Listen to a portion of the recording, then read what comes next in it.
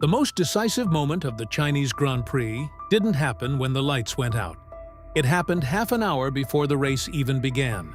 Because while fans were settling in for what appeared to be a routine Sunday in Shanghai, something enormous and technically significant was unfolding quietly inside the McLaren garage.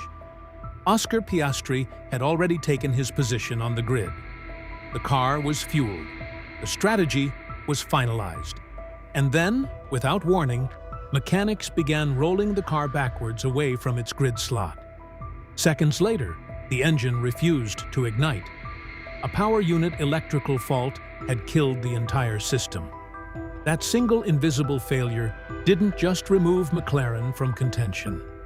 It cleared the path for a 19-year-old to rewrite Formula One history. And what followed exposed something far more alarming about the shifting balance of power in 2026. Heading into the Chinese Grand Prix weekend, the season's story was expected to center on the usual frontrunners. Ferrari had begun showing genuine signs of progress, with Lewis Hamilton securing his first podium since joining Maranello, while Mercedes were steadily gathering momentum after a strong showing in Melbourne. But nobody anticipated the spotlight landing on a teenager. Andrea Kimi Antonelli, just 19 years old, had already left the paddock speechless by claiming the youngest pole position in Formula One history during qualifying in Shanghai. That achievement alone was remarkable, but converting that pole into a race victory with Ferrari pushing hard behind him was supposed to be virtually out of reach.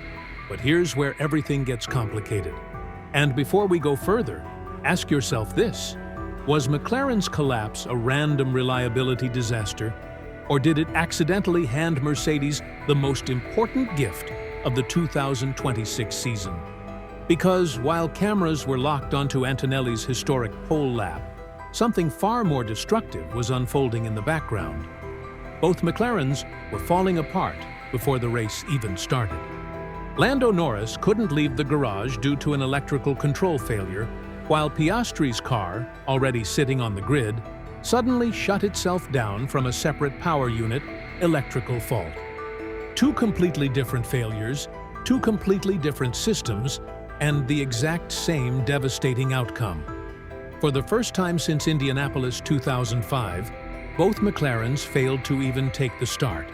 And when the lights finally went out, the grid had already been stripped of two of its most dangerous contenders. To understand why this race became historic, we need to examine the technical collapse that restructured the entire grid before a single lap was completed. McLaren arrived in Shanghai already feeling pressure. The team had shown glimpses of strong pace earlier in the season, but behind closed doors, engineers were wrestling with something far more dangerous than lap time: electrical integration reliability. Modern Formula One power units depend on extraordinarily complex energy systems. The internal combustion engine is only one piece of the puzzle. The MG-UK recovery system, battery deployment mapping, and electronic control modules together generate nearly 350 kilowatts of electrical power, representing almost half of the car's total output. When the electrical system fails, the car doesn't simply lose performance. It dies completely. That's precisely what happened to McLaren. Norris's failure originated in the electrical control system connected to the power unit startup sequence. Engineers attempted multiple restarts inside the garage, but the software repeatedly refused to initialize the energy deployment module. Without that module, the car cannot safely enter the pit lane exit. Piastri's situation was even stranger. His car had actually made it to the starting grid successfully. All systems were running. The car was live.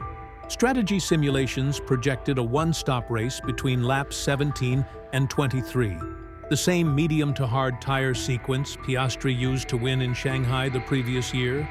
But minutes before the formation lap, telemetry flagged an electrical irregularity deep inside the power unit circuitry. In modern Formula One, that triggers an automatic safety response: complete system shutdown. That's why viewers watched mechanics physically wheeling Piastri's car away from the grid. The electronics had already locked themselves down to prevent catastrophic power unit damage.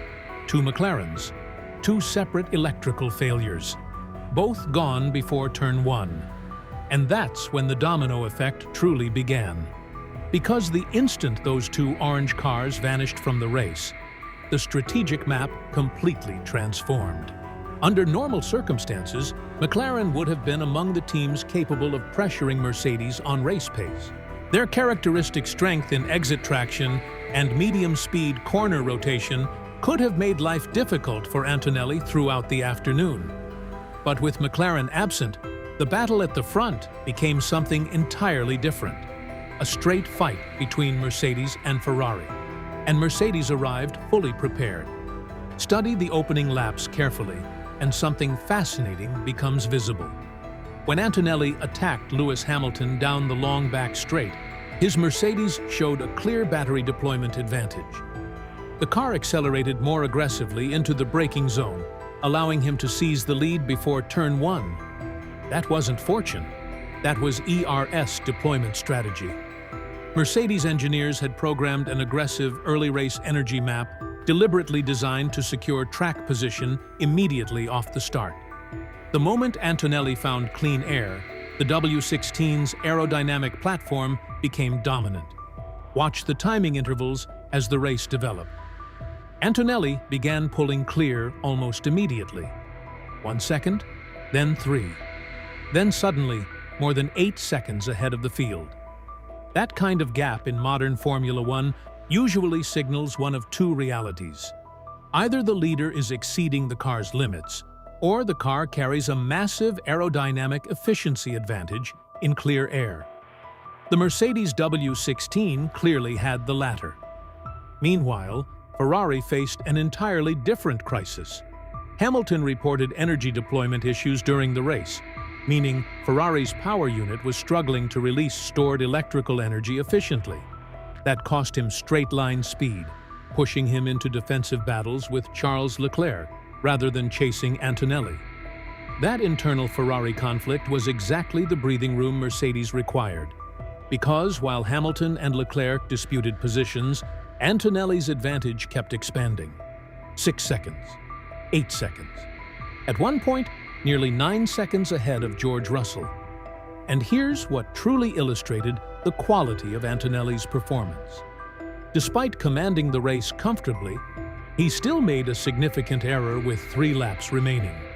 Approaching the Shanghai hairpin, he locked his front tires and ran wide, surrendering roughly 2 seconds. For a young driver chasing his maiden Formula One victory, that moment could have triggered a collapse. Many experienced drivers would have crumbled under the pressure. Antonelli didn't. He composed himself, reset his rhythm, and brought the car safely home. When he crossed the finish line, the magnitude of what he'd achieved became undeniable. He became the second youngest race winner in Formula One history, the first Italian driver to win a Grand Prix in 20 years, since Giancarlo Fisichella in 2006, and the driver who handed Mercedes back-to-back 1-2 finishes. That final detail may actually carry the greatest significance, because while the paddock celebrated Antonelli's emotional maiden victory, even his engineer Peter Bonington crying out, "Come on, my son!" over team radio, something much larger was crystallizing in the championship standings. 3 of the sport's most serious title contenders had already left the building. Both McLaren's never started. Max Verstappen's Red Bull retired on lap 46 with an electrical dashboard failure. Suddenly, the entire championship picture looked completely unrecognizable. When the dust settled, only 15 cars saw the checkered flag.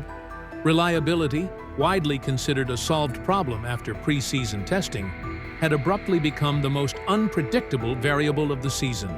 And that's where the political implications become genuinely fascinating.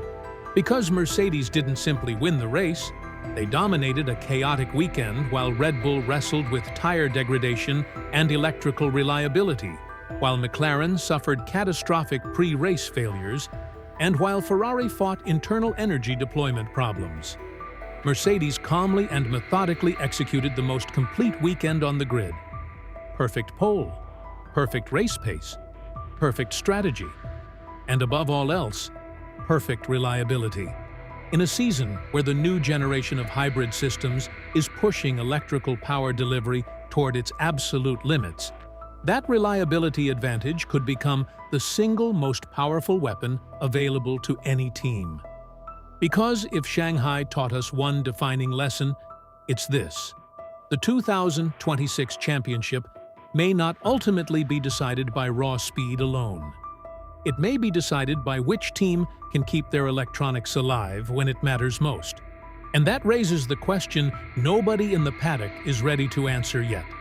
If Mercedes already possesses the most stable electrical platform on the grid, paired with a 19-year-old driver who can win races under genuine pressure, could the Chinese Grand Prix quietly become the moment the entire championship tilted toward Brackley? Or was this simply a uniquely chaotic race that temporarily amplified Mercedes' advantage beyond its true scale? Drop your honest opinion in the comments below. And don't